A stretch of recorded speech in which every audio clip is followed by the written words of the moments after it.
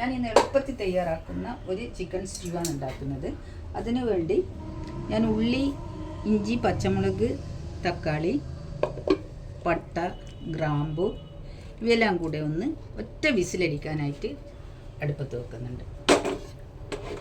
ഇത് ഞാൻ എടുത്ത് വെച്ചിട്ടുണ്ട്. ഇനി ഇതിലോട്ട് നമുക്ക് ചിക്കൻ ഇട്ട് കൊടുക്കാം.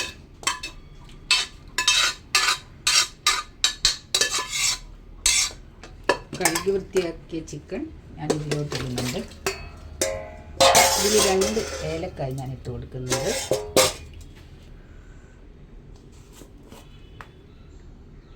ഈ ചിക്കനിലോട്ട് ഞാൻ കുരുമുളക് പൊടിയും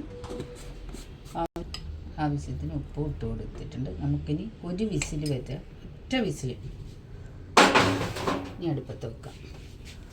വെള്ളമൊന്നും ഒഴിക്കേണ്ട ആവശ്യമില്ല. ചിക്കൻ്റെ തന്നെ വെള്ളം വരും. നമുക്കിതൊന്ന് മൂടിയിടാം. ഈ തക്കാളി ഉള്ളി കൂട്ടിൻ്റെ അകത്തുനിന്ന് ഞാൻ കുറച്ച് എടുത്തിട്ട് ഒന്ന് പേസ്റ്റ് ആക്കുന്നുണ്ട്. ഇതിനൊരു കൊഴുപ്പ് കിട്ടാൻ വേണ്ടിയാണത്. ബാക്കി നമുക്ക് ഇതിലോട്ട് ഒന്ന് വഴറ്റി ചേർക്കാം. ഇതിലേക്ക് നമുക്ക് ചിക്കനും ഇട്ട് കൊടുക്കാം. ചിക്കൻ കുരുമുളക് ഇട്ട് വേവിച്ച ചിക്കനാണ്. ഇനി നമുക്ക് ഇതിലോട്ട് ചേർത്ത് കൊടുക്കാം.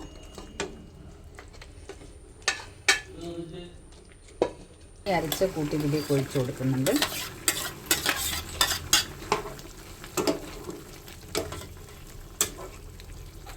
ഞാൻ ഇതിലോട്ട് നല്ല കുറുകിയ തേങ്ങാപ്പാൽ ഒഴിക്കുന്നുണ്ട്.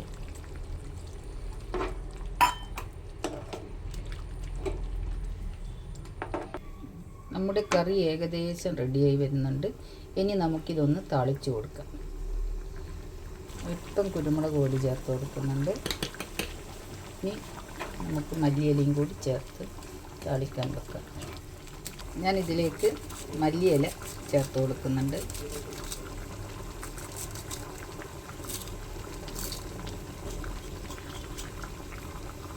ഇതിലേക്ക് ഞാൻ കുറച്ച് ഫ്രഷ് ക്രീം ചേർത്ത് കൊടുക്കുന്നുണ്ട്. ഇത് ഇല്ലെങ്കിൽ കുഴപ്പമൊന്നുമില്ല. ഞാൻ എൻ്റെ അടുത്തുള്ളത് കൊണ്ട് ചേർക്കുന്നതേ ഉള്ളൂ.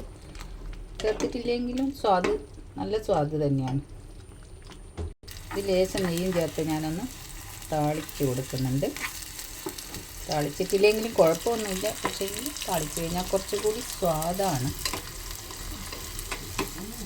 ഇത് ഉള്ളി ആയിട്ടുണ്ട്. ഇതിലേക്ക് താളിച്ചിട്ട് കൊടുക്കുന്നതാണ്.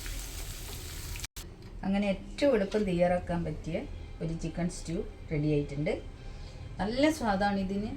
ഒന്ന് ട്രൈ ചെയ്ത് നോക്കണേ. അത് വന്നു പോയാ